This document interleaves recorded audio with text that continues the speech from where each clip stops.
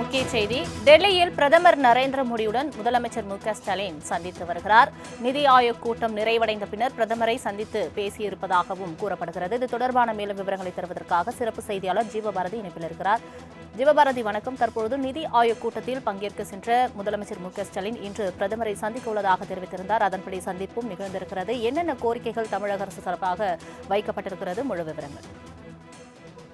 நிதி ஆயோக்கினுடைய 10வது நிர்வாக குழு கூட்டமானது இன்றைய தினம் டெல்லியில் நடைபெற்று முடிந்திருக்கிறது. குறிப்பிட்டு இந்த கூட்டத்தில் பல்வேறு மாநில முதல்வர்கள் வந்து பங்கேற்றிருக்காங்க. குறிப்பிட்டு எதிர்க்கட்சி வரிசையில் இருக்கக்கூடிய பல்வேறு மாநில முதல்வர்கள் தான் வந்து பங்கேற்றிருக்காங்க. 4 முதல்வர்கள் மட்டும் வரல. குறிப்பிட்டு என்டிஏ கூட்டணி இருக்கக்கூடிய நிதிஷ்குமார் உட்பட 4 பேர் வந்து வரலங்கிறது ஒரு முக்கியத்துவம் வாய்ந்ததாக பார்க்க வேண்டியதாக இருக்குது. இந்த சந்திப்பின் போது பல விஷயங்களை குறிப்பிட்டு பேசியதாக முதல்வருடைய அந்த குறிப்பில் வந்து குறிப்பிடப்பட்டிருக்கிறது. அதே போல தற்போது பிரதமர் மோடியுடனான சந்திப்பின் போதும் மிக முக்கியத்துவம் வாய்ந்த தமிழ்நாட்டிற்கு வர வேண்டிய அந்த கல்வி நிதி சமகர் சிக்ஷா அபியானுடைய இந்த 2200 கோடி ரூபாய் வந்து விடுவிக்க வேண்டும். அதே போல இந்த ஆர்டிஏ உள்ளிட்ட பல விஷயங்களுக்கு வந்து இந்த நிதியானது வந்து ஒரு மிக முக்கியத்துவம் வாய்ந்ததாக இருப்பதால அந்த நிதியை வந்து விடுவிக்க வேண்டும் என்று ஒரு மிக முக்கியமான கோரிக்கையானது வந்து விடுக்கப்பட்டிருக்கிறது. அதே போல 15வது நிதிக்குழுவினுடைய பரிந்துரையின் பேரில் மாநிலங்களுக்கு 41 விழுக்காடுக்கான அந்த ஒரு மிக முக்கியமான வரி வருவாயானது வந்து பகிர்ந்தளிக்கப்பட வேண்டிய ஒரு மிக முக்கியமான விஷயம் இருக்கக்கூடிய நிலையில கடந்த 4 ஆண்டுகளாக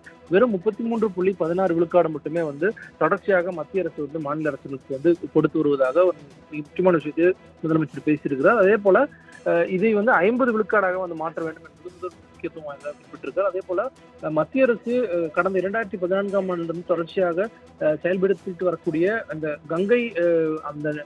கங்கை நதியை வந்து தூய்மைப்படுத்தக்கூடிய விஷயத்தை வந்து மற்ற எல்லா மாநிலங்களுக்கும் வந்து விரிவுபடுத்தணும். குறிப்பிட்ட தமிழ்நாட்டில் வந்து காவிரி, வைகை, தாமிரபரணி உள்ளிட்ட பல்வேறு நதிகளை வந்து சுத்தம் செய்வதற்கான ஒரு திட்டத்தை வந்து விரிவுபடுத்தணும் அப்படின்னு சொல்லி மிக முக்கியமான கோரிக்கை வந்து வச்சிருக்காரு. கடந்த 3 நிதி ஆயோக்கினுடைய கூட்டத்துக்கும் வந்து பங்கேற்காத முதலமைச்சர் குறிப்பிட்ட இந்த நிதி ஆயோக் கூட்டத்தில் வந்து பங்கேற்றிருக்கார். அதன் பிறகாக பிரதமர் மோடி வச்சிருக்காரு. ஒரு பக்கம் தமிழ்நாட்டில் இருக்கக்கூடிய அதிமுக வந்து எதிர்க்கட்சியா இருக்கு. கடுமையான ஒரு விமர்சனத்தை வந்து முன் வச்சிருந்தாங்க. கடந்த காலங்களில் பங்கேற்காமல் தற்போது பங்கேற்கிறதுக்கான காரணம் என்று அப்படின்ட்டு மிக முக்கியமான கேள்வி வந்து எழுப்பியிருக்காங்க. தற்போது முதலமைச்சர் மு.க.ஸ்டாலின் அவர்கள் டெல்லியில் வந்து பத்திரிகையாளர்களை வந்து சந்தித்து வருகிறார். அதன் காட்சியிலே பார்க்கலாம். குறிப்பாக சொல்லணும்னா பள்ளிக்கல்வித்துறைக்கான தமிழ்நாட்டுக்கு சேர வேண்டிய எஸ்எஸ்ஏ நிதியை பெறுவது, அதேபோல் கோவை மற்றும் மதுரைக்கான மெட்ரோ திட்டங்கள், அங்குள்ள விமான நிலையங்களை விரிவாக்குறது, சென்னையில் பறக்கும் ரயில் திட்டத்தை மெட்ரோவிடம் ஒப்படைக்கணும்னு அது ஒரு கோரிக்கை வச்சுருக்கிறோம். அடுத்து செங்கல்பட்டு திண்டிவனம் நேஷனல் ஹைவே சாலையை 8 வழி சாலையாக ஆக்கணும்னு ஒரு கோரிக்கை வச்சுருக்கிறோம். கோவையில் எய்ம்ஸ் மருத்துவமனை அமைக்கிறதுக்கும் கோரிக்கை வச்சுருக்கிறோம். ஆயுதராப்டர் மற்றும் பழங்குடியின மக்களுடைய மாண்பை நிலைநிறுத்தக்கூடிய வகையில் அவருடைய சாதி பெயர் விகுதிகளை மாற்றுவது, கிறிஸ்துவராக மாறிய ஆயுதராப்டர் மக்களை ஆயுதராப்டர்கள் சேர்க்கிறது,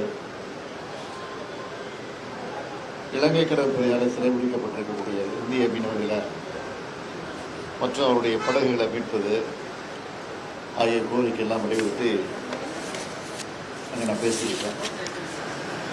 அப்புறம் கூட்டம் முடிஞ்ச பிறகு ஆய்வுக் கூட்டம் வந்து நிதி ஆய்வுக் கூட்டம் முடிஞ்ச பிறகு பிரைம் மினிஸ்டர் சந்திக்க நேரம் கேட்டிருந்தேன். அங்கேயே ஒரு 2 நிமிஷம் சந்திக்கிறதுக்கு வாய்ப்பு கொடுத்தாரு. அந்த வாய்ப்பை பயன்படுத்தி இந்த கோரிக்கையை மீண்டும் வலியுறுத்தி வரும்போது எடுத்து சொல்லியிருக்கேன். என்ன சொல்லுவார்? செய்ய மாட்டேன்னு சொல்லக்கூடாது, செய்யதான் சொல்லுவார்.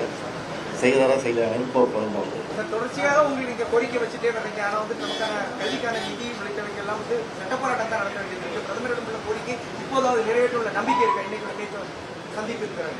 ஏற்கனவே மெட்ரோ ரயில்களுக்கு வந்து சேர வேண்டிய பணத்தை வந்து நிறுத்தி வச்சுருந்தாங்க. அப்போ வந்து அந்த கோரிக்கை வந்து வெளியூர் சொன்னப்போ அதை உடனே செஞ்சு கொடுத்தாரு.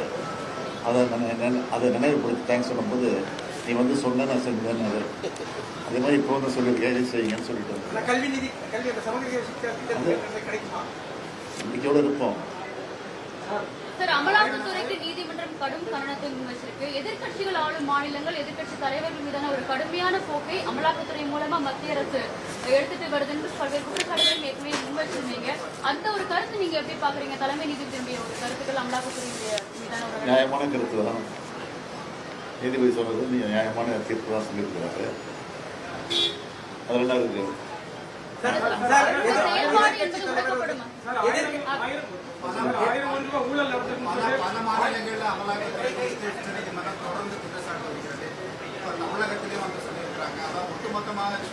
அது அரசியல் ரீதியாக பண்ணுறது. அது நாங்கள் சந்திப்போம். எதிர்கட்சி தலைவர் நீங்க டெல்லி வந்த பயணத்தை விமர்சித்திருந்தாரு. ஆனால் அதே அதிமுகவுடைய ஒரு பிரிவினராக கூட புகழேந்தி அவர் தெரிவிக்கிறார், முதல்வர் வெளிப்படை தன்மையுடன் சென்று நிதியை கோரிக்கை வைத்திருக்கிறார், மறைமுகமாக அல்ல அப்படின்னு. இந்த இதை நீங்க எப்படி பாக்குறீங்க? சொன்ன வெள்ளைக்கொடியை காட்ட போறான்னு சொன்னாரு. என்கிட்ட வெள்ளைக்கொடி இல்லை, அவர்கிட்ட இருக்கிற மாதிரி காவி கூட என்கிட்ட இல்லை. அவங்களுடைய ஒரு பிரிவினரை உங்களுக்கு பாராட்டு தெரிவிச்சிருக்காங்க. சோனியா காந்தி மற்றும் ராகுல் காந்தி நேற்று சந்திச்சிருக்கீங்க. அது மரியாதை சந்திப்பு. எப்போ டெல்லிக்கு வந்தாலும் அவங்க சந்திக்காம போடுறது தான். அதே அடிப்படையில் சந்திச்சிருக்கேன். அதே நேரத்தில் அரசியலும் பேச இல்லைன்னு சொல்லல.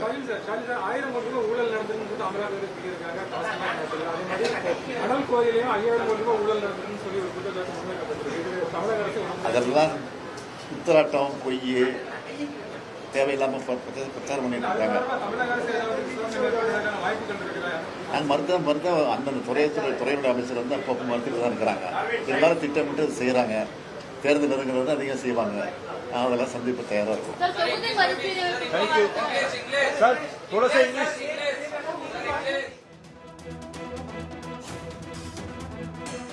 செய்தியை பார்த்து வருகிறோம். டெல்லி விமான நிலையத்தில் முதலமைச்சர் ஸ்டாலின் செய்தியாளர்கள் சந்தித்தார். அந்த காட்சிகளை பார்த்தோம். நிதி ஆயோக் கூட்டத்தில் தமிழகத்திற்கான நிதியை விடுவிக்க பிரதமரிடம் வலியுறுத்தியிருப்பதாகவும் அந்த செய்தியாளர் சந்திப்பில் தெரிவித்திருக்கிறார்.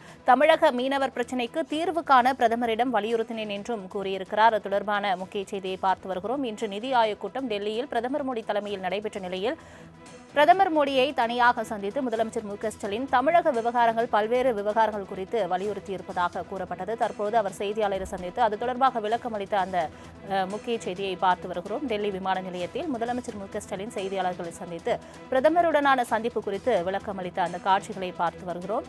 நிதி ஆயோக் கூட்டத்தில் தமிழகத்திற்கான நிதியை விடுவிக்க முதலமைச்சர் ஸ்டாலின் வலியுறுத்தியிருப்பதாக முக்கிய செய்தி வெளியாகியிருக்கிறது.